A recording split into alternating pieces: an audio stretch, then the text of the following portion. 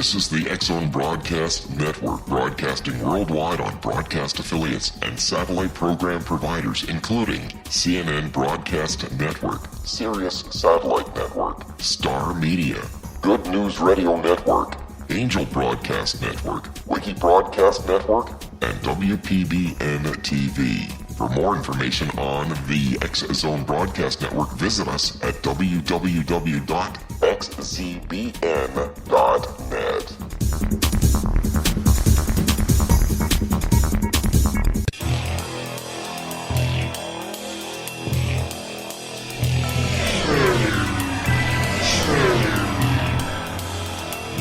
This is A Different Perspective with Kevin Randle. A retired U.S. Lieutenant Colonel, Kevin Randle has been studying UFOs for nearly 50 years. Kevin has investigated some of the most famous UFO cases in the world and has been consulted for dozens of documentaries about UFOs. Considered one of the leading experts into the Roswell UFO crash of 1947, Kevin has written more than 25 books about UFOs, including the recently published Roswell in the 21st Century. Now, here is the host of A Different Perspective, Kevin Randle.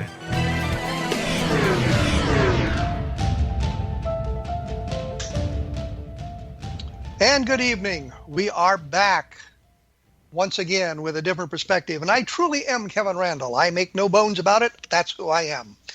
I'm going to be joined here momentarily by Don Ecker. And we're going to be talking about some of the things going on in MUFON, their program of their secret space program symposium they're holding here in a few days, NASA and things of that nature.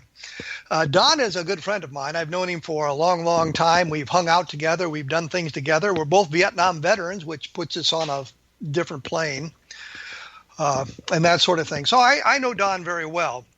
And he is a writer, researcher, and commentator. He's currently living in the Los Angeles area, for those of you who want to try to search him out. He served as the director of research and media liaison for UFO Magazine for about 20 years. He is an internationally renowned investigator of the UFO phenomenon, a former law enforcement officer and criminal investigator with over 10 years' experience. He has brought legitimacy to the field that has suffered from the lack of legitimacy for a long, long time, and we're going to get into some of that in just a few minutes. He has written numerous articles for the definitive UFO publication, UFO Magazine, as well as articles for international publications in the United Kingdom, such as their Fortean Times, Omni, and he's been on various computer databases and servers like that. Don has hosted his own weekly national radio show, UFOs Tonite, on the cable radio network for 5 years, and most recently Strange Days, 5 nights a week. And he is currently hosting his show on the Cameo CyberstationUSA Network, which is, of course, known as Dark Matters. He has recently completed his novel, I guess not recently, but he completed his novel Past Sins. It is published by Gateway Publishing, and he's been on lots and lots of television. And for those who would like to see his books and that sort of thing, you can visit that at Amazon.com, of course, and put in Past Sins, Don Ecker, and you can get to it. Now, with all of that out of the way, welcome Don Ecker. Well, thank you, Kevin. Once again, I'm back. I was here months and months and months ago, and then I thought you forgot me, but apparently not. I've forgotten a lot of people because I'm getting old and decrepit, so my mind is shot. Yeah, but if my voice sounds a little rocky, I, for the last 3 weeks, I've been taking care of my wife, who's had a really virulent summer cold, and I thought I was going to skip it again, and it hit me last week, and I think I'm through the worst of it, but boy, I'll tell you, it's been a long week. I know how that can be. I try to avoid that at all costs. It's just not a good thing. But I was going to say, before I so rudely interrupted, and I am the host, so I should not be rudely interrupted, that I got caught up in this MUFON thing with the racist rant by John Ventry and then the nonsense put out by Jan Harzan, and sort of a supportive entry that's caused a lot of things. And I've done a couple of articles about that, which have caused me some grief, which we'll get into as well. But I thought that we would talk about some of the goings-on at MUFON and what you know about it and that sort of thing, remembering that we just have about a minute or 2 minutes left before we have to take our first break. So tell me what you know about MUFON in 2 minutes. Oh, in 2 minutes or less, right?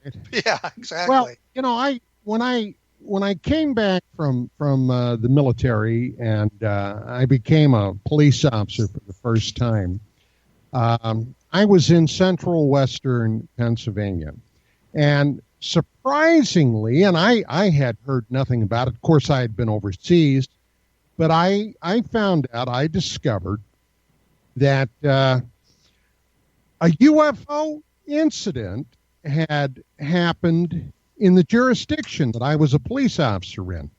Now, one of the first things I noticed, being a trained observer, Kevin, you'll understand that, was I think if I remember correctly, and it's been a long time, it was an 800 number, I believe, and it said, for UFO sightings, call this number. And let's take a break right there because we're about to call that number, but I've got to take a break to pay a few bills here. So we'll do that. We will be back with Don Ecker, who is a well-known UFO researcher writer. So stick around.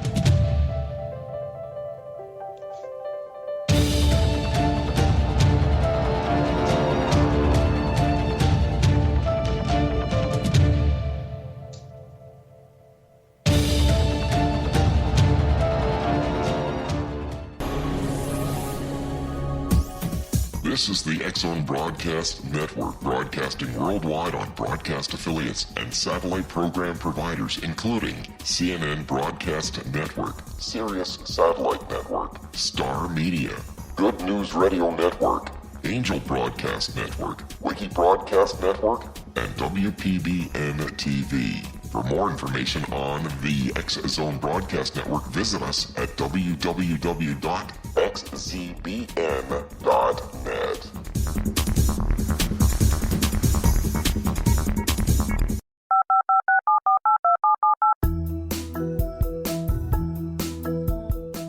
Did you know that when you're on the road with limited data or Wi-Fi, you can still listen to the X-Zone Radio Show with Rob McConnell, The Science of Magic with Gwilda Wiyaka, X-1, Dimension X, Space Patrol, and every minute of the X-Zone Broadcast Network by calling 213-401-0080, courtesy of Audio Now. No smartphone, app, or internet needed. It saves your data plan, and it's free if you have unlimited minutes. Call 213-401-0080 to listen on any phone, anytime, anywhere. Remember 213-401-0080 for the best of the paranormal, parapsychology, and sci-fi radio programming anywhere, 24/7, 365.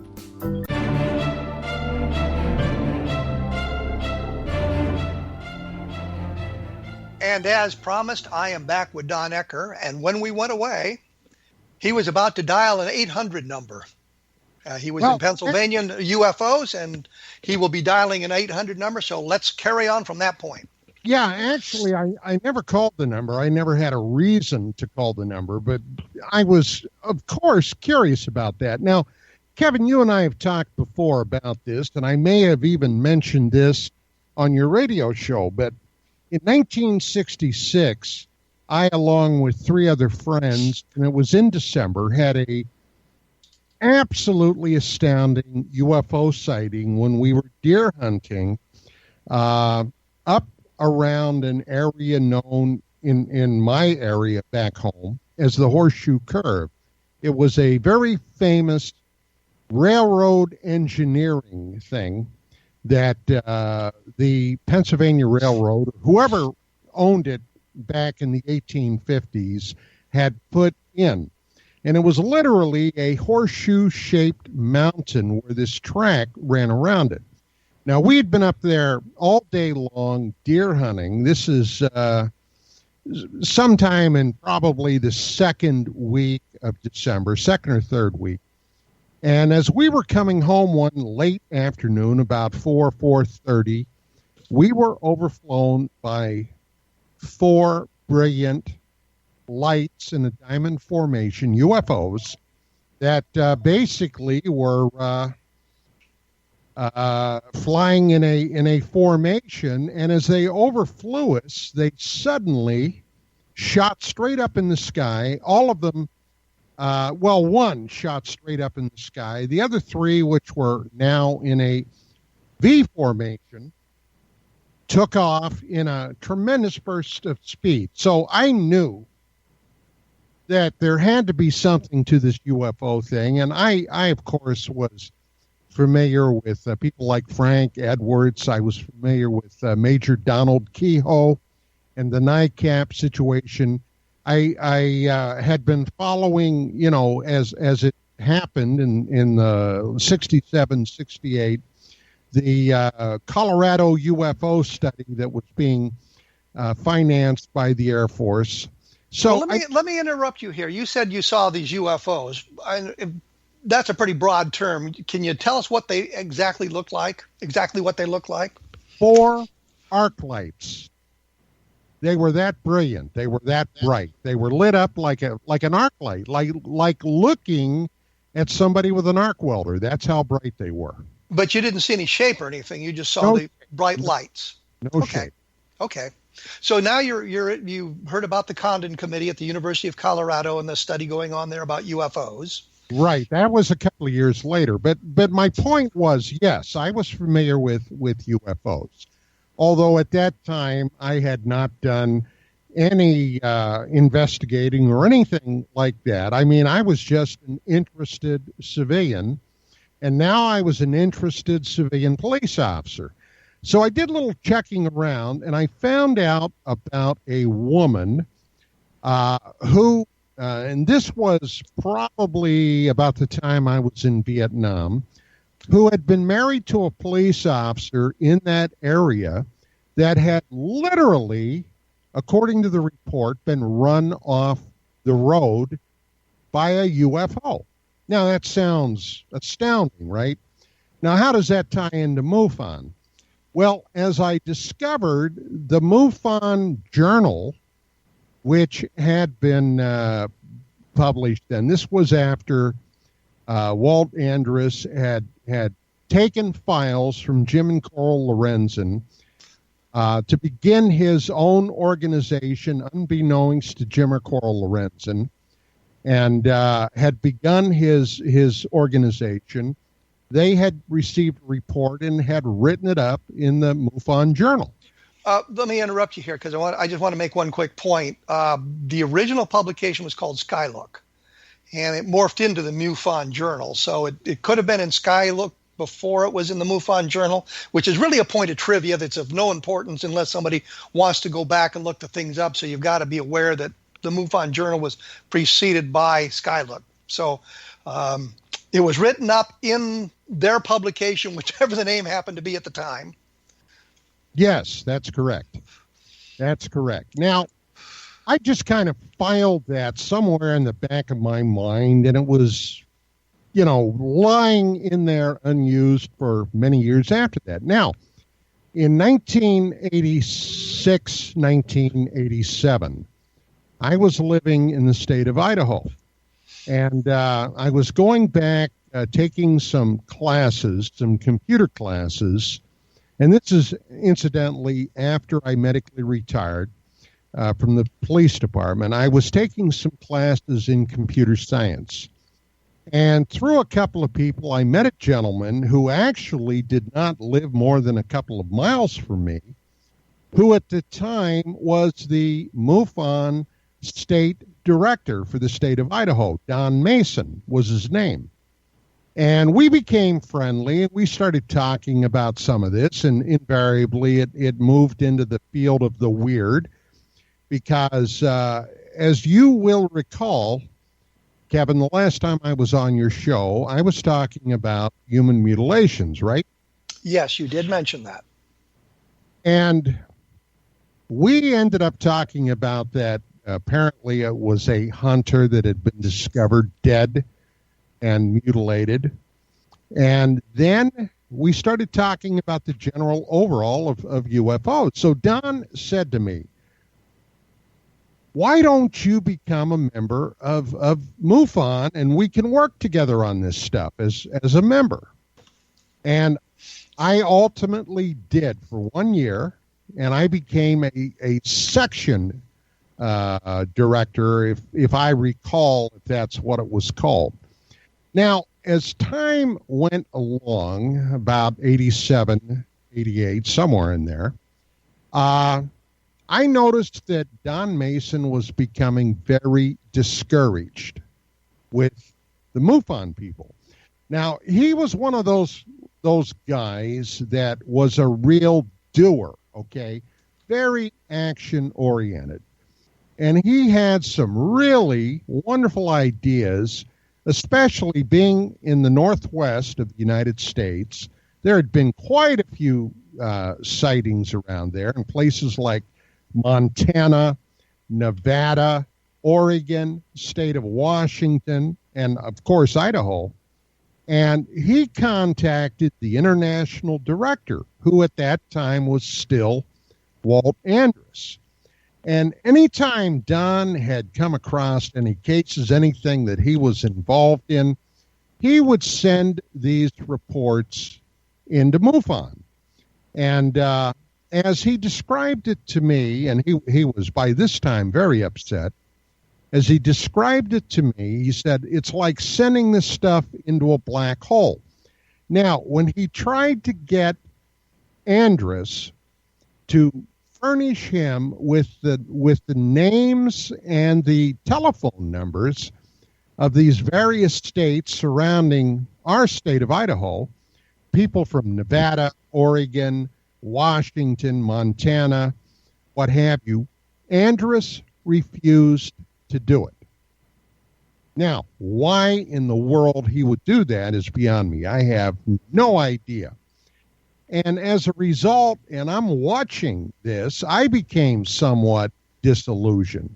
But after a year went by, I let my membership lapse. I saw no benefit myself in maintaining it. And but I began to get involved in some of my own investigations. And one of them, of course, was the human mutilation thing. Now, back in those days, 1987, 88, 89, there was an up-and-coming rising star in the UFO field.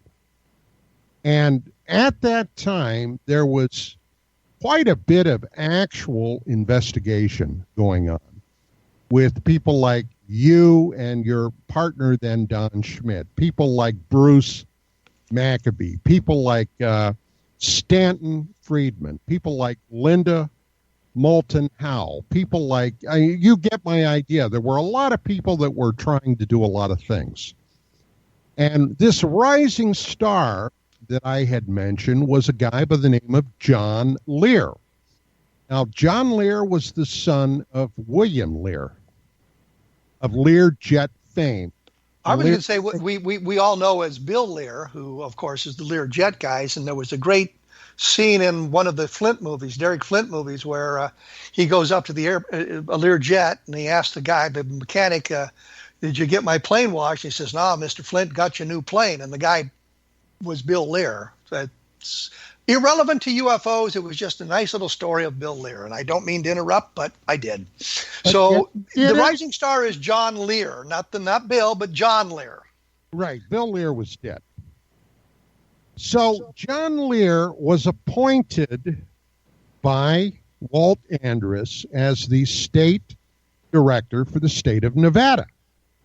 Now, in the year of 1989, Nevada hosted the International Symposium. Now, months before this was to take place, I had already made the acquaintance of John Lear. And the reason I did, this was the very latter part of 1987, 1988. I was a member and a user and an administrator of the first actual computer network devoted to primarily UFOs, but other aspects of what could be called the paranormal. And that was called ParaNet. Now, ParaNet was begun by a guy down in Fountain Hills, Arizona, by the name of James Spicer.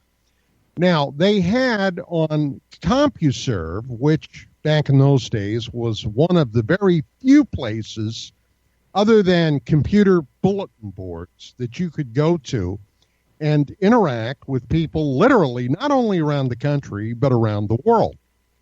And there was a section on Compuserve called the Issues Forum.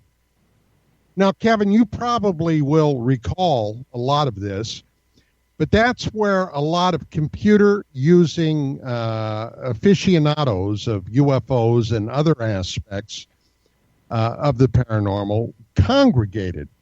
Now, at $6.40 an hour, because you got charged for it, you could go up there, and that incidentally is at 300 baud, which if you don't know what that is, look it up. And if you had a blazing fast 1200 baud telephone modem, the cost shot up to over $12 an hour. Well, let me interrupt here because we're going to have to take a break. And I want to mention that when I got my first computer, it had 64K of memory. And my latest computer plays music at 128K per second. So, I mean, we're talking old days when computers had very little memory and very little capability, but we were able to communicate at great expense with one another. We will be back with Don Ecker to talk a little bit more about this and get into some of the issues about MUFON and that sort of thing.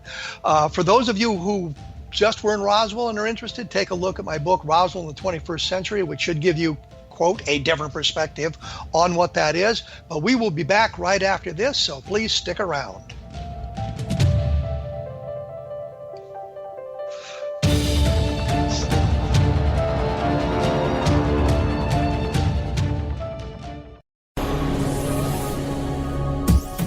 This is the X-Zone Broadcast Network, broadcasting worldwide on broadcast affiliates and satellite program providers, including CNN Broadcast Network, Sirius Satellite Network, Star Media, Good News Radio Network, Angel Broadcast Network, Wiki Broadcast Network, and WPBN TV. For more information on the X-Zone Broadcast Network, visit us at www.xzbn.net.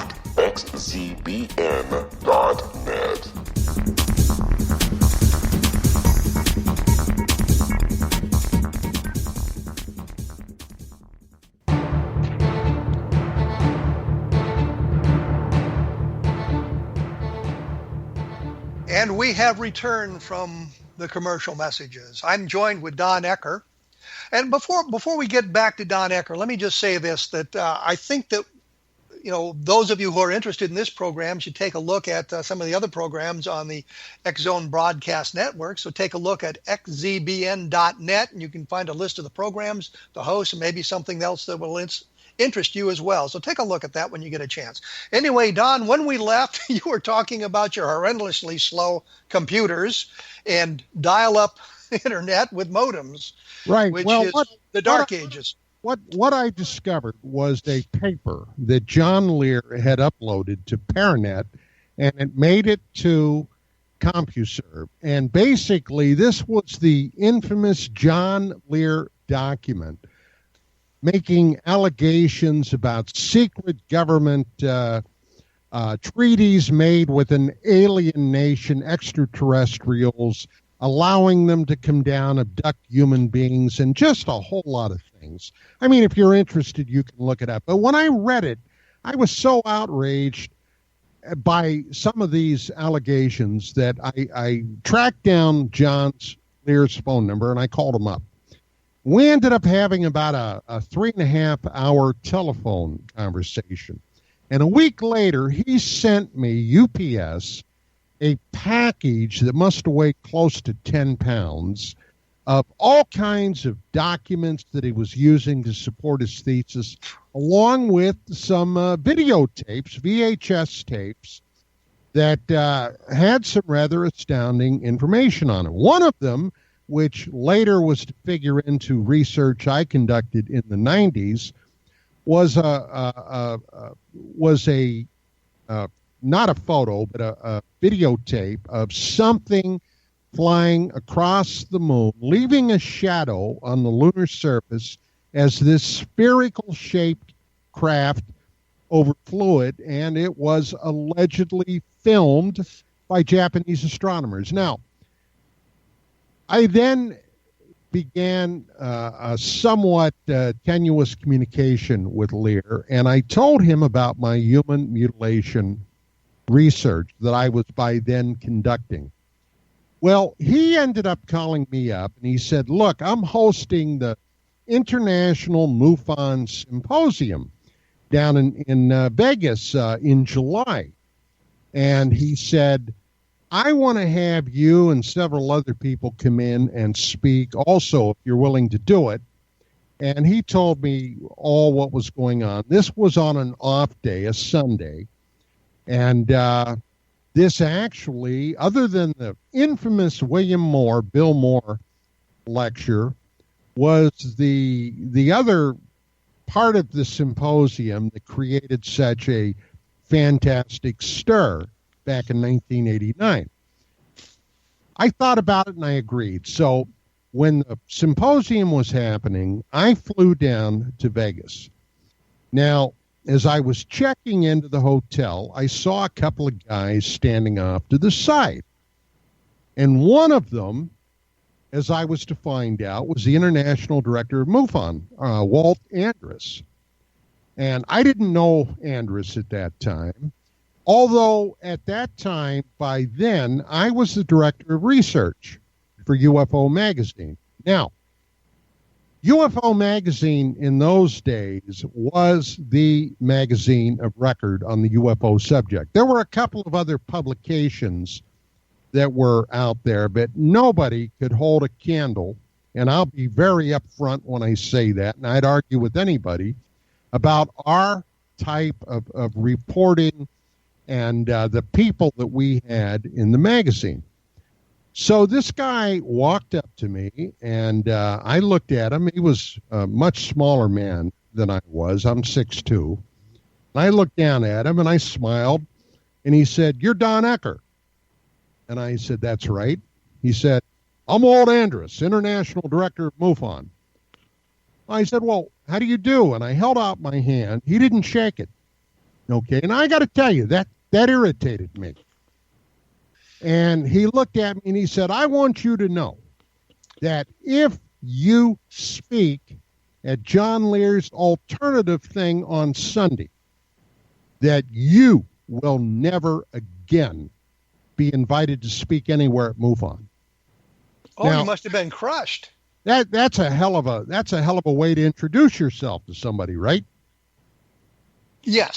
So I looked at him and I smiled and I said, "Okay." I turned away. Well, of course I spoke. And of course, I never received another invitation. But I thought to myself, this arrogant little bastard just screwed with the wrong people. Okay? We are the magazine of record. So I kind of kept that in my mind for years. Now, well, let me interrupt you here, because I also have a Walt Andrus story, and it was after Don and I had been to Roswell a number of times, and Andrus seemed annoyed about the amount of money we were spending and wanted to know who was financing us.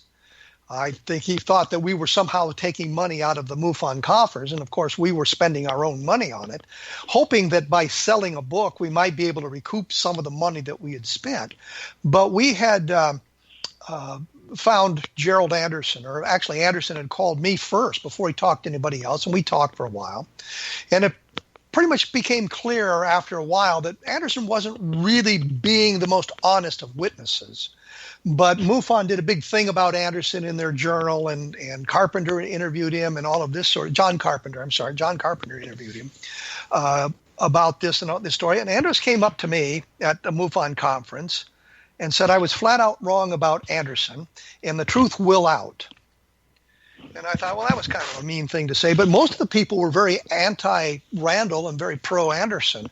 Of course, we now know that Anderson was not telling the truth. He had made up the whole story. And all those people who came up to criticize my take on Anderson, Antonio Huneeus was the only one that apologized and said that he'd been wrong and I'd been right about Anderson. Well, so it's kind of the same thing. For what it's worth, I always supported you because I knew how meticulous you were in your research and investigation. So when you came out and said this guy is not telling the truth, or whatever it's worth, I took you at face value. Well, I appreciate that. Let me get back to this MUFON. But now you're not. So now you're banned from MUFON. You're a persona non grata MUFON.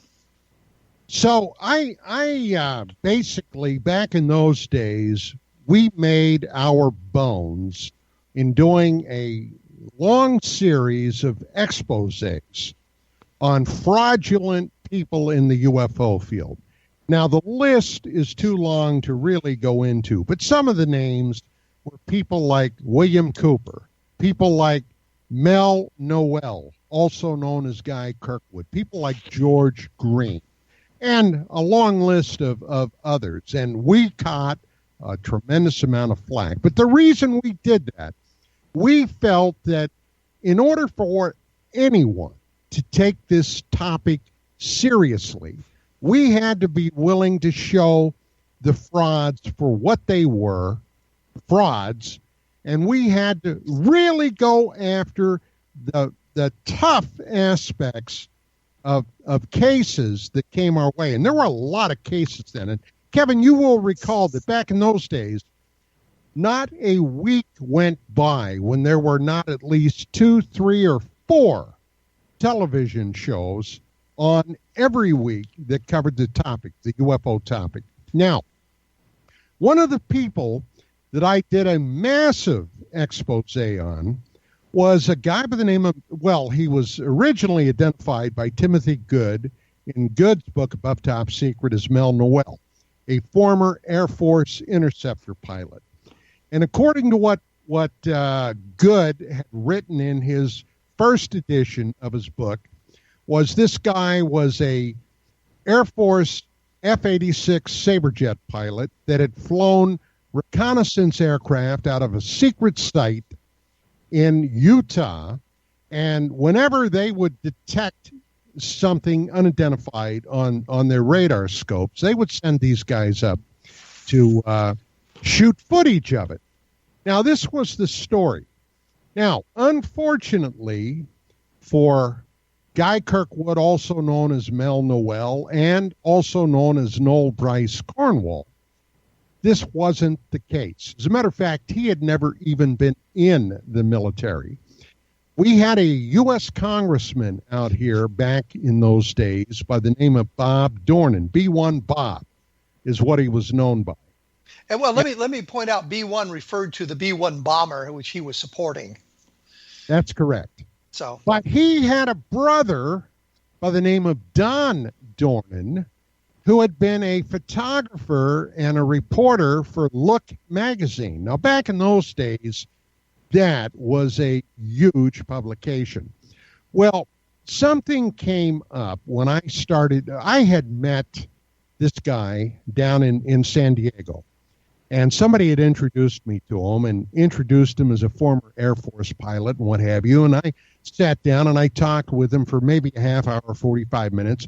And he was a great guy, charming, nice, and oh my God, did he have stories. Well, to make a long story short, I said, he was going by the name Guy Kirkwood then. I said, Guy, I said, I'd love to do a story in UFO Magazine. Now, look, all I need from you is a copy of your DD-214. Now, for those that may not know what a DD-214 is, it's a document you receive from the armed forces when you separate, okay? And it has the list of everything you did in the military, any decorations, any awards, your rank, and what have you. Well, he assured me, I'll get that out and I'll let you know. Well, a year went by, and I never heard from him. And I kind of forgot about it until a TV show came on one week with Linda Moulton Howe introducing Guy Kirkwood as this pilot. Well, suddenly we began getting snowed under by people calling up and said, this guy's a fraud. He was exposed back in the 60s. Well, I did some research and I discovered, by God, he was. So that's how I got on to Don Dornan, Bob Dornan's brother. We contacted him and ended up meeting him one afternoon for about 4.5, almost 5 hours. He brought all his material from an expose he did on Kirkwood, and he gave it to me. As a matter of fact, Kevin, I still have all that stuff right here. Well, I took it back to the office, and I ended up doing this massive expose on Guy. Well, it must not have been, maybe 6 months, 9 months later, something along those lines, when there was then a very active part of MUFON out here called L.A. MUFON, Los Angeles MUFON. And at that time, Don Waldron was the guy directing it. And I discovered they were having Guy Kirkwood come in. Now, remember, MUFON was always billing itself as an organization using scientific principles. Don, let me interrupt you for two reasons. One, there's an awful lot of Dons in this story. Just an observation, but we're going to have to take a break here. So we'll be back to get to the end of this, and maybe with a little bit of time left to talk about the secret space program, which is going to be the theme of the MUFON symposium coming up here in just a few days, as it turns out. Like I say before, you'll be more information at my blog, www.kevinrandle.blogspot.com, and we will return right after this, so stick around.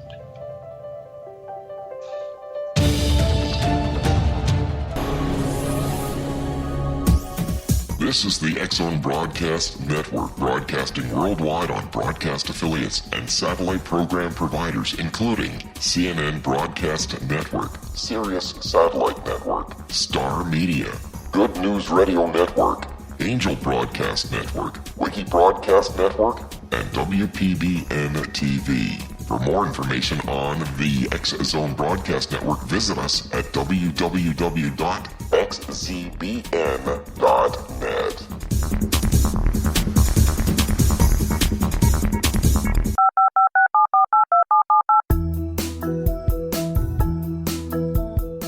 Did you know that when you're on the road with limited data or Wi-Fi, you can still listen to the X-Zone Radio Show with Rob McConnell, The Science of Magic with Gwilda Wiyaka, X-1, Dimension X, Space Patrol, and every minute of the X-Zone Broadcast Network by calling 213-401-0080, courtesy of Audio Now. No smartphone, app, or internet needed. It saves your data plan, and it's free if you have unlimited minutes. Call 213-401-0080 to listen on any phone, anytime, anywhere.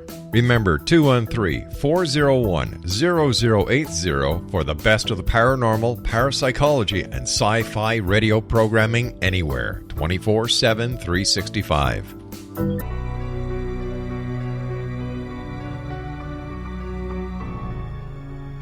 Proving once again that I tell the truth, we are in fact back. I am joined with Don Ecker.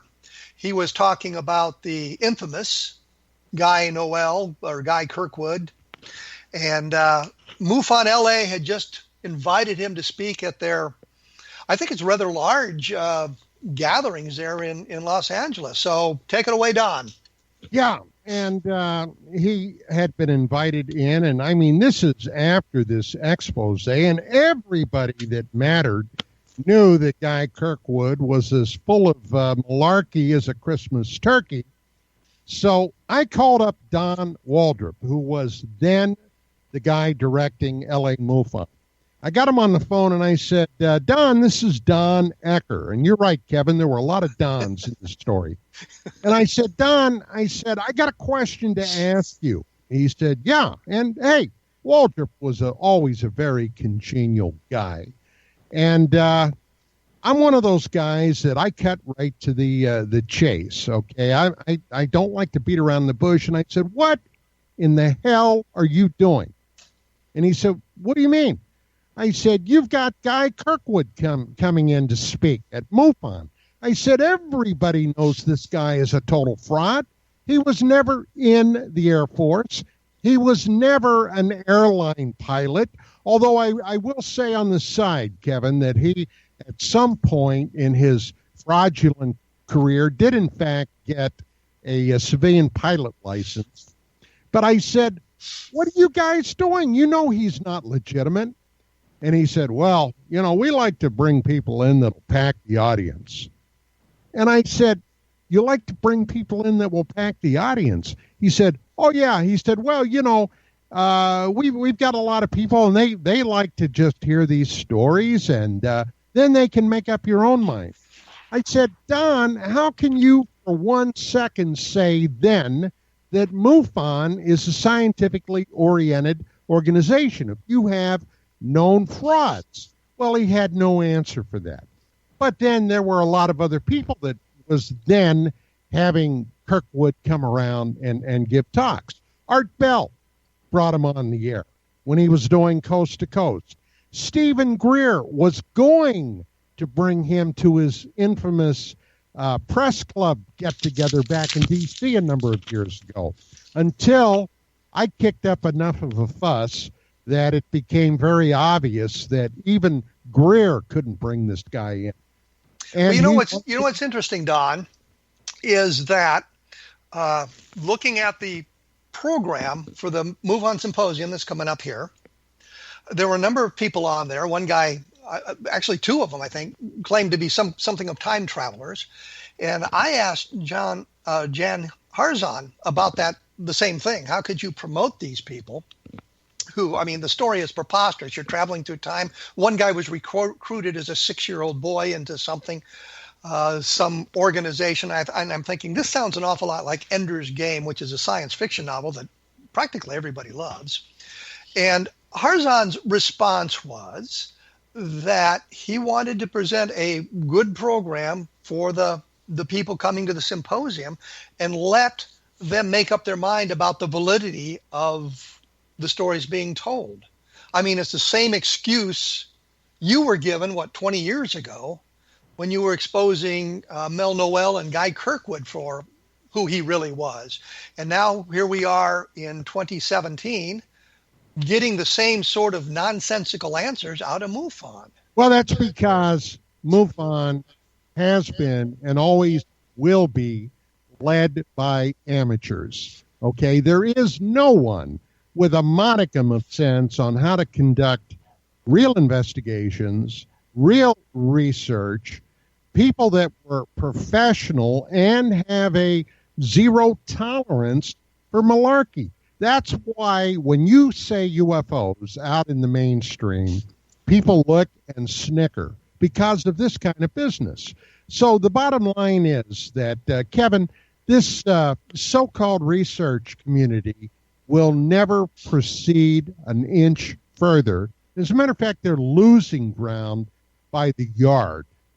But couldn't you say legitimately that MUFON is more of a business operation as opposed to a scientific investigation, and therefore presenting programs with people like this Corey Good on it, who's one of the time travelers, is putting people into the auditorium? And isn't that really the mission of MUFON in today's world as opposed to scientific investigation? Here's the bottom line as far as I myself, and I'm only speaking for me, how I see it.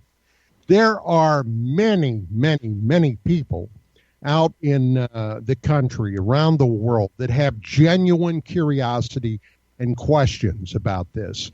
MUFON presents itself as an operation where maybe these people will get answers, when in fact, all it is, and this is how I see it, as a money suck, okay? A money suck from the rubes, okay?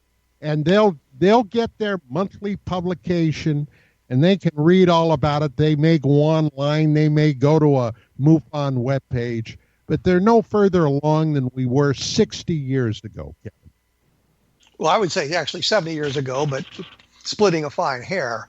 And that's sort of my point, that MUFON, which may have started as a investigative organization, regardless of how it started, and Cora Lorenzen, in fact, told me that Andrus had come to her and suggested he wanted to organize the UFO investigators from APRO in the Midwest.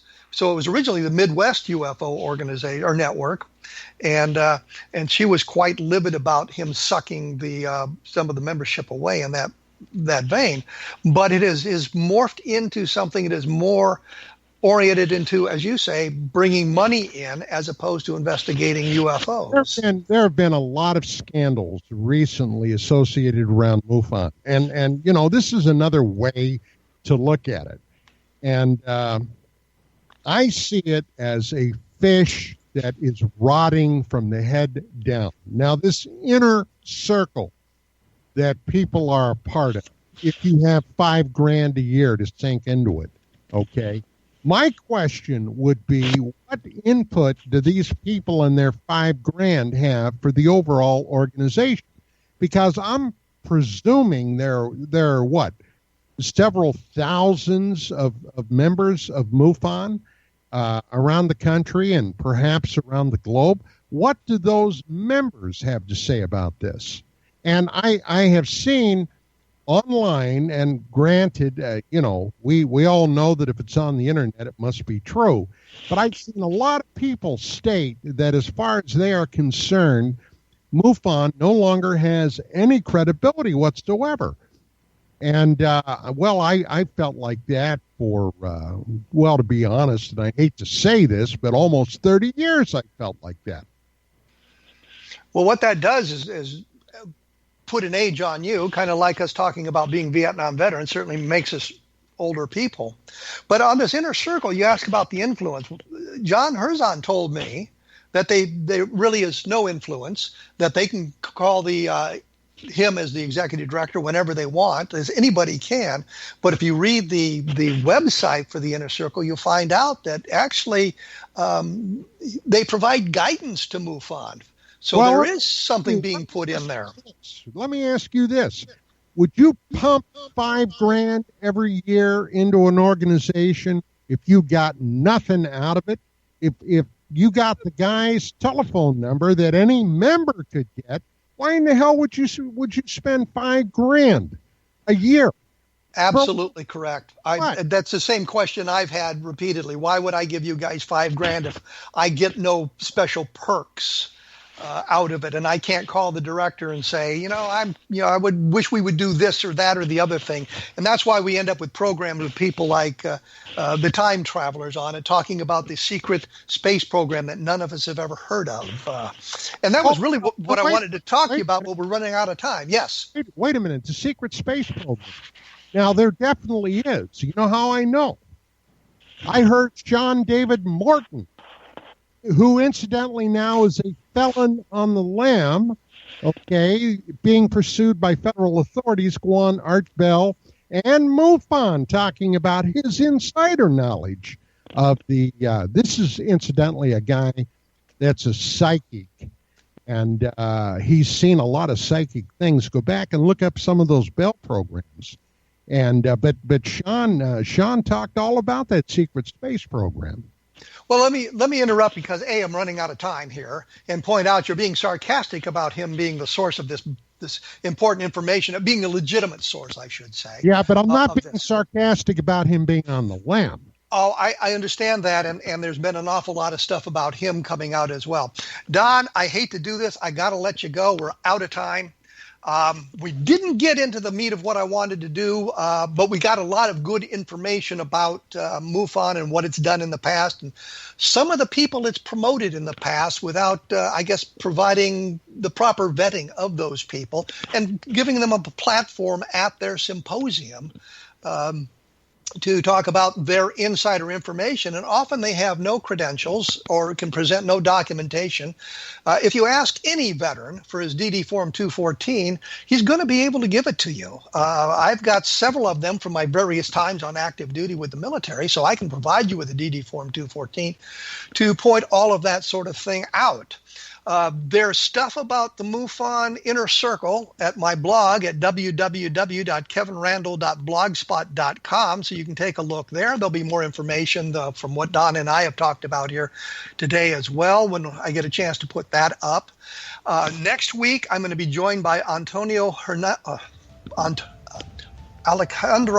Rojas about UFOs and things that are going on at his end. And I don't know why I'm having trouble with the Spanish surnames today. I can usually do better with that. Don, again, thank you for joining us. We will be back next week with another episode of a different perspective. So thanks for listening.